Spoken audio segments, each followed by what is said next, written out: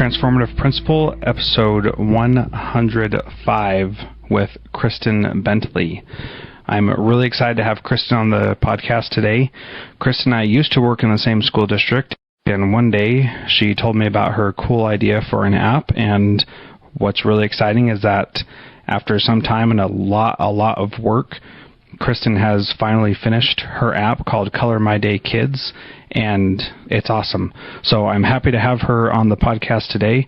Kristin, do you want to start out by telling us a little bit about your history as a teacher and why you developed this app as a teacher in a Title I school? Yeah, well, hi Jethro, thanks for having me on. I was working in a Title I school, and as summer got out, my principal challenged us to think of a behavior system for the classroom that focused more on being positive, because of the PBIS, positive behavior interventions, kind of what they wanted to have in their schools. That was really happening was the card pull. And so over the summer, I had some time to think about it and took some classes with autism and Asperger's. And I took some things I was already using, which I was already using a clip chart in my classroom. And then I took this idea from the autism class about how positive reinforcement and negative reinforcement have to be separated. And I came back to him and said, it has to be, I like my clip chart, but it has to be two clips. One clip that goes up to reinforce the positive behavior, and a total separate one that goes down when you're documenting misbehavior. And then at that point, it was just this theory that I knew would work really well, but it was summer and I didn't have a chance to try it out, but decided that the whole school would move to this type of system. And if we were all on the same page with the same consequences and the same color system of moving up, then each teacher would know what the kid was saying if they say they'd made it to the top and the color was pink. And so then they could praise them, and if they asked them, how was your day? And the kid could report what color they were on, then it would give us an easy indicator to know how well their behavior was. But mostly the two clips, what it changed was the naughty kid was, never going to have a perfect day and make it to the top of the chart. But even though they would go down, their day wasn't over. They might have their consequence, but they could still make it to the top of the chart and earn whatever reward was predetermined. And so they wouldn't just give up for the day. And that's where it started.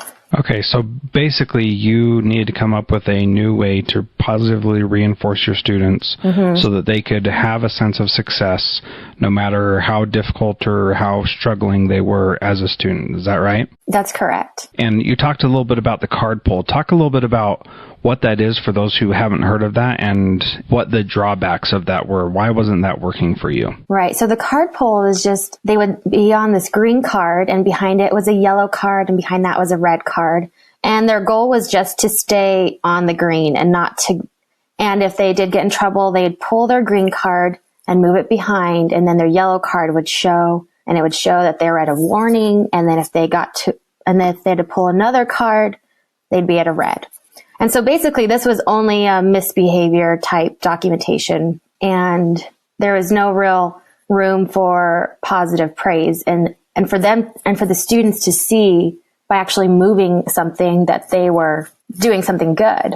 So it was only for the negative side. Yeah, and that is difficult with kids that have trauma in their background, that have a lot of history of misbehaving, and also kids who just don't know how to act in school, right? Because you were teaching kindergarten, correct? Correct. I was teaching kindergarten, and this is their first exposure to education, to other adults and other children and structure.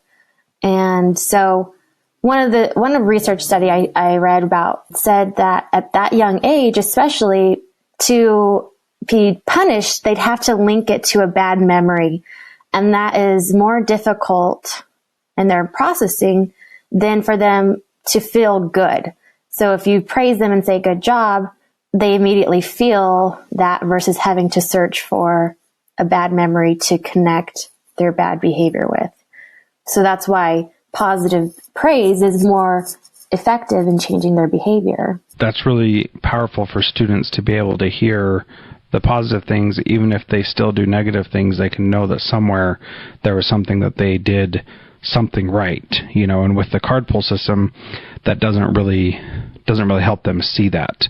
It doesn't give that opportunity. Yeah, exactly. So you implemented this at your school, and the kindergarten teachers at my school quickly jumped on and said, we need to do something like that also, because they were very impressed by what you were doing and saw how much it could benefit them.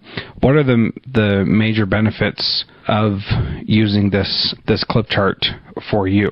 So what I really saw right away was my naughty students, even though they would clip down, they would, at the end of the day, be focused more on how high they had clipped up. And it really changed their self-esteem. Instead of them thinking of themselves as the naughty kid, they would say, wow, I made it up to purple today, and I only clipped down one time, and I didn't clip down at all. Maybe I didn't make it to the top, but I didn't go down at all, and I went up some. So it totally changed their self-esteem. And it's so formative at that age to enjoy school and not be feeling labeled. So basically what you have is you have a big chart up on the wall with clothespins on it. Right. And each kid's name is written on the clothespin, and then you clip them up or clip them down based on their behavior during that day.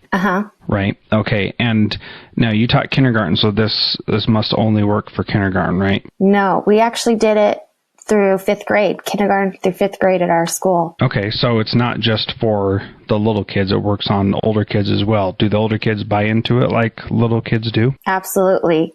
I'm teaching second grade this year, and they're just as into it as my kindergartners are. And it's all, the incentives that and how the teacher implements it. And, when they make it to the top, they can sit by a friend, use a gel pen, depending on what's okay in the classroom, but it's all motivation to students no matter what age. Yeah, and so you have those different rewards and opportunities built in for students as they go up, get clipped up on the chart, correct?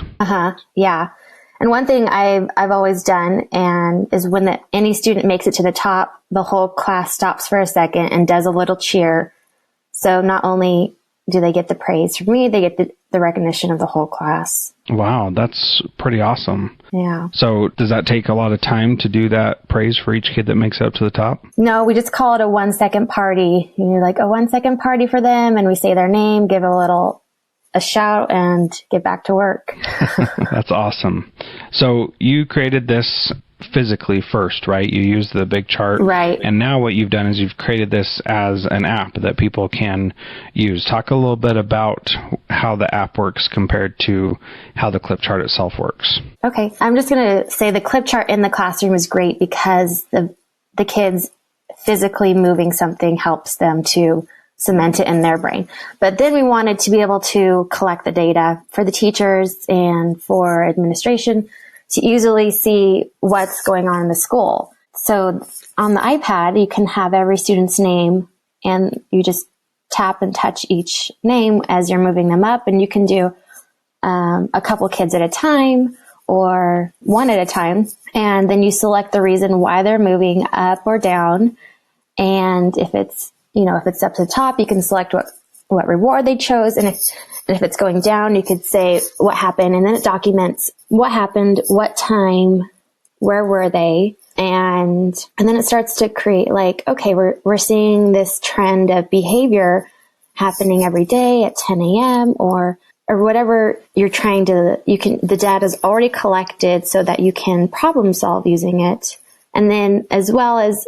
Our school decided that the first 2 levels down would just be a warning and, 2 consequences. And then there would be a teacher think time at the red level. And then if they continue to go down, it would be to the office referral. And so with the app, if the student gets down that far, an automatic think time form pops up that you can just tap to click preset reasons that are already in there, and you can type in the explanation of what happened. And this would help make sure that documentation was happening accurately and kind of stored for the student. So that sounds very awesome from an administrator point of view, because I've done the think time thing and office discipline referrals and all kinds of different ways of keeping track of student behavior, but being able to have that information at my fingertips when I look up a particular student would be very powerful and would be really a cool thing to be able to deal with situations right away. So does the kid fill out the think time form right there in the app itself? Yeah, the kid can sit down with a teacher, because it's something you're meant to do together and kind of talk about and say, what's going on? What would be a better choice? And how can I help support you? So there's a place for the teacher to communicate to the administration what was discussed. And then in the office referral form, if you went to go see, okay, now I just got this kid, I could go back and look in his profile and see what's been happening today that the teacher is sending him to me or her. And that communication is just so fluid that you could say, oh, I see it this time and this time and this time. You already had these 3 prior offenses, and that's why you're in my office now. And then you could, in turn, be inputting what you discussed with that student. So the teacher just have to log in and see, okay, that's what you told him.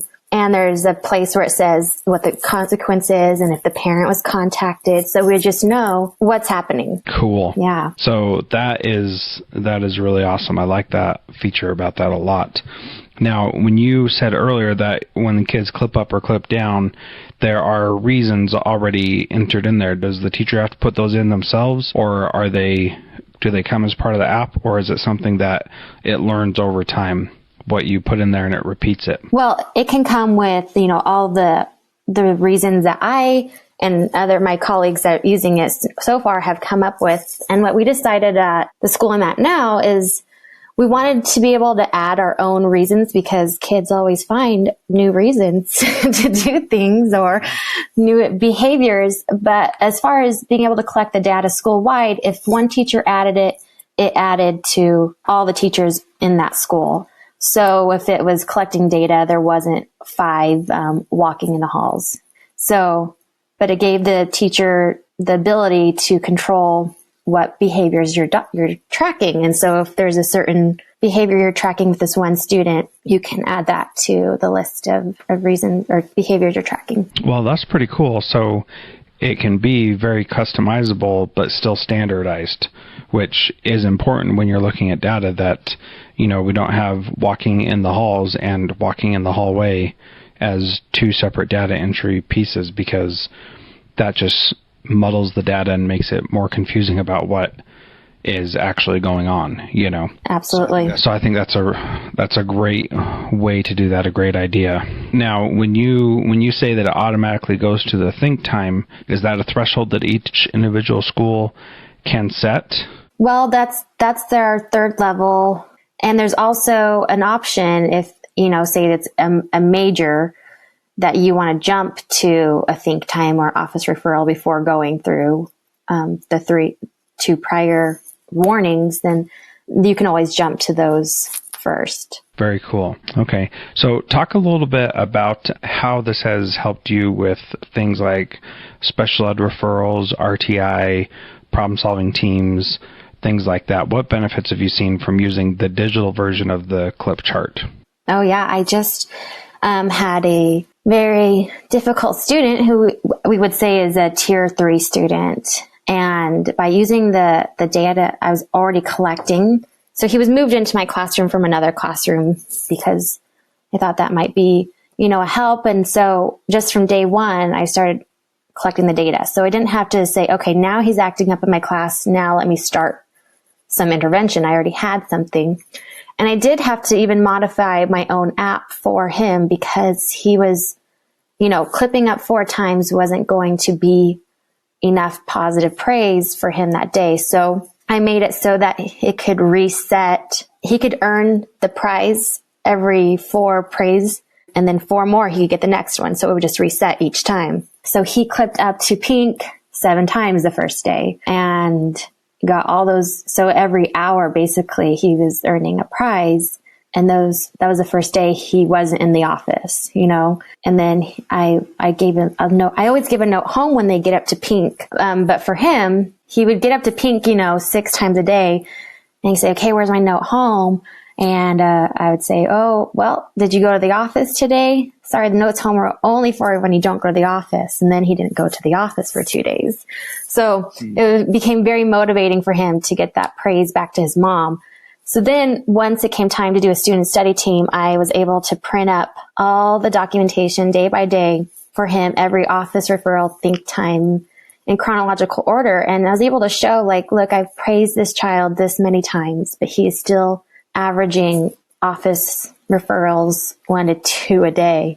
And so it's time for something else to intervene. And so they really appreciated having that data to show. Yeah. So, well, and what's so cool about that is that when you have that data and you can say, here's the number of times I've given this kid praise, and not just I've said nice things, but these are the pieces of praise that I gave, that can be much more powerful than just saying I was saying positive things. And you can really show, well, this is the thing that I say, this is how I typically say it, and give examples to further solidify what you're doing and to be reflective as a teacher, so that you can show how much you're doing to make that kid successful in your class. And when you showed me the app, you even showed that you have the ratio of positive to negative, right, in the app? Yeah, absolutely. Yeah. So what are some of your numbers like right now? So if I pull up my own class for right now. So as you're doing that, the PBIS literature says that a 4-to-1 positive to negative ratio is what is encouraged and should be the standard. What's your positive to negative ratio? Right. So my classroom, my overall, it tells me my overall for the classroom under my reports is 18-to-1 positive. That's my overall. And then in my students, so I have, 2 that are at 3-to-1, but everyone else is 18-to-1, 21-to-1, 19-to-0. And so 19-to-0 means they've had 19 praises this month and no clip downs. And the ones that are 16-to-1 mean they had 1 clip down, but on average, they're getting 16 positive praises to 1. And most are in the teens. I have 1, 9, and then my 2 are that I'm working with. I'm at 3-to-1, and that tells me, okay, I really got to work with those 2 and get those numbers up. And it doesn't mean that they haven't had just as much positive praise. It just might also mean that they're more prone to getting out of line. Well, what's cool about it is that it says that for every 3 positive things, positive interactions you have with them, they still have a negative clip down. And what's good about looking at it like that is not that you're seeing that they have 15 positive clip ups and 5 clip downs. You're seeing that overall, for every 3 positive things that happen, they have 1 negative thing, and there needs to be some real effort to put that ratio more in balance. And you got to pay more attention to those kids and give them the opportunity to show their success, so that you can find ways to praise them rather than just saying, oh, that's the bad kid, they're always in trouble. And it also makes you focus on actually having a positive relationship with that kid, even when you know they're the ones that are getting in trouble all the time, and you still can support and help them out, which I just think that being able to look at that and see what that is like in your classroom is so powerful. And thinking about the teachers that I've worked with at that school, how powerful it would have been for them to have something like this, so they could see for themselves instead of having someone else tell them, or having me walk in as the administrator and only see the negative interactions that they have. I could see that being a real boost to teachers, being able to see, no, look, I am doing all these positive things, and I am a good teacher, and it's not just, that I'm always mad at these kids. It's that I'm doing good things, and being able to see that, I think, would be so powerful for any teacher, especially for a struggling teacher, to be able to see that. Absolutely. And of course, whenever you go to have a meeting with a parent and you want to talk about the student's behavior, you don't want to go in and just say, they've done this, this, and this, that's horrible. But you want to say, look how many times I've praised them and that they've done good things.